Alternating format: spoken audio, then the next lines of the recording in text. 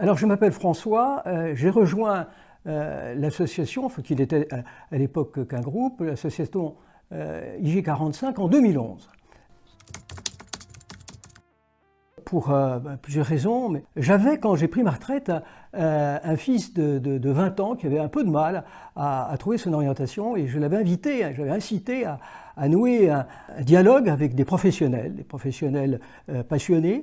Et à l'issue de ces contacts avec les professionnels, il avait enfin trouvé sa voie. Et donc je m'étais dit que le dialogue entre professionnels et jeunes était un dialogue positif. Et puis j'ai rencontré, tout à fait par hasard, Bernard Bruand, qui est un homme assez admirable, qui a des convictions, et qui m'a dit « Mais François, il faut à tout prix que tu rejoignes IG45, tu verras, ça va te convenir, et je pense que tu peux amener un certain nombre de choses aux jeunes. » Ce que j'ai fait, et je ne l'ai jamais regretté. Alors, c'est une association, donc j'essaie de participer à la vie de l'association en prenant part à un certain nombre de groupes, de travail, de réflexion.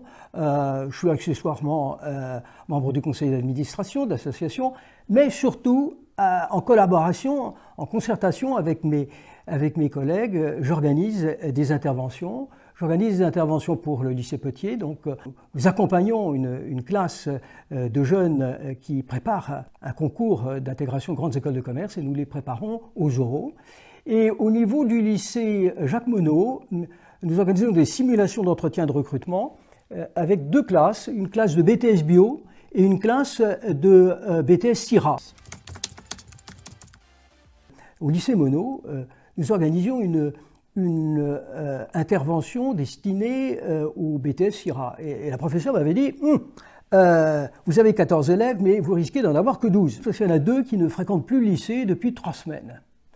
Et à notre grande surprise, avec mon binôme, mon collègue, on a vu compte fait arriver les 2 étudiants qui étaient présumés absents. C'est nous qui les avons pris en charge. Rapidement, s'est créé avec eux un climat d'empathie.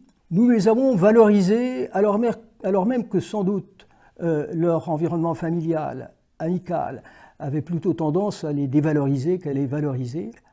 Ayant revu le professeur 2 mois après, j'ai appris que ces 2 jeunes avaient repris le chemin de l'école et allaient obtenir leur diplôme. Et la professeure m'a dit « Je crois que, tout compte fait, votre intervention leur a permis de se remobiliser. »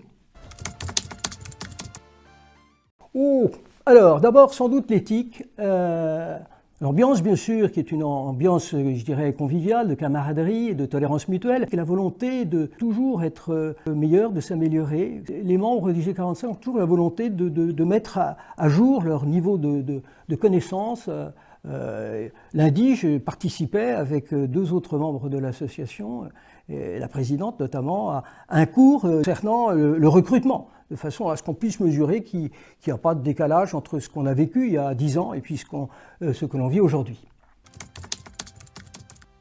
Je dirais que c'est un pont lancé vers l'avenir, c'est une passerelle entre une expérience acquise, la nôtre, et puis une expérience en devenir, celle des jeunes que l'on rencontre.